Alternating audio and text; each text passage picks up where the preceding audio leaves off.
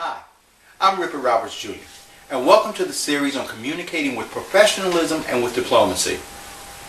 You know, when it comes to effective communication, the most significant factor is not the intention of the person that is sending the message, but rather it is the understanding of the person that is receiving the message that determines whether or not the communication has been effective. Here, let me tell you a fun story that will illustrate what I mean. There was a couple that was celebrating their 50th wedding anniversary, and during the evening's events, the husband stood and offered a toast to his bride. He said, "My dear, after 50 years of wedded bliss, I find you to be tried and true." She had difficulty hearing him, so she said, "Excuse me, what did you say?" He said, "After 50 years of marriage, I find you tried and true." She said, "Well, after 50 years of marriage, I'm tired of you too." As you can see, sometimes the message sent isn't always the message that's received. In this morning session, we are going to deal with how to provide corrective feedback with tact and diplomacy. I will teach you 3 strategies to provide meaningful and well-received corrective feedback. You will learn the 4-to-1 rule, the difference between coaching and criticizing, and when and how to provide direct correction. Let's start with the 4-to-1 rule. The 4-in-1 rule is the ratio of 4 W's to 1 H. The first W stands for what?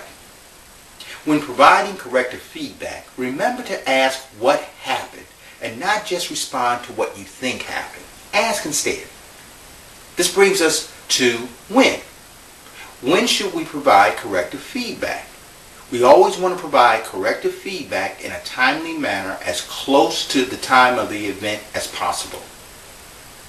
The next W is where.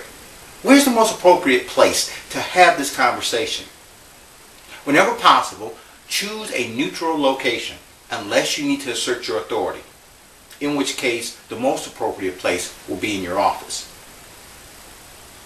This brings us to who. Every effective leader understands the basic leadership principle of knowing your people. Remember, we're not just addressing problems, we are also working with people. Think about the person that's being addressed and choose a method and a mode that he or she can accept. Now let's look at the H. We've all heard the expression, it's not what you say, it's how you say it. When you are providing corrective feedback, sandwich your statements between statements of praise. Offer a statement of praise, followed by one area of improvement, followed by a statement of praise. By sandwiching your corrective feedback between praise, you'll soften the blow. You know, if the only tool you have in your toolbox is a hammer, then everything begins to look like a nail. You now have 3 new tools for your toolbox. You have the 4-to-1 rule. You have the difference between coaching and criticizing.